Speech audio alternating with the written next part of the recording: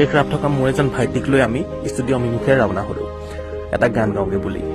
আমাৰ অৱশ্যে প্লেনত যোৱাৰ পৰিকল্পনা আছিল যদিও প্লেনত আমি শিখৰ খাই পিক পেলোৱাৰ অসুবিধা হোৱাৰ বাবে আমি ট্ৰেইনৰে হাৱা খাই খাই যোৱাটোৱে ভাল বুলি ভাবিলো আৰু আমি ৰাওনা হলো। লগতে আমাৰ এজন লগৰ ভাইটিয়ে ট্ৰেইনখন ঠেলি আমাক অলপ সহযোগ কৰি আগবঢ়াই দিলে। গৈ গৈ আমি ষ্টেচনত নামিলো আৰু ষ্টেচনত কিয় জানো টেম্পো ড্ৰাইভাৰবিলাকে দুই মুখ চিঞৰি আছিল। ইয়াৰ মানুহবিলাকৰ যদি দুখন মুখ আছে আমি গম নাপাওঁ। তাতে আমাৰ ভোক লাগিল, হোটেল এখনত সোমাই পেলাই আমি ভাতকে খাই দিলো আৰু তাৰপিছত ভাত খাই মেলি আমি এনেকে এখন টেম্পোত উঠি লাহে লাহে যাত্ৰা আৰম্ভ কৰিলো ষ্টুডিঅ'ৰ ফালে। তাতে আমি এখন টুল গেট পালো আৰু টুল গেটখনত আমি কোনো ধৰণৰ পইচা নিদিয়াকৈ আমি ষ্টুডিঅ'ত সোমাই গলো আৰু ভাইটিয়ে তাতে এটা এনেকুৱা গান গালে।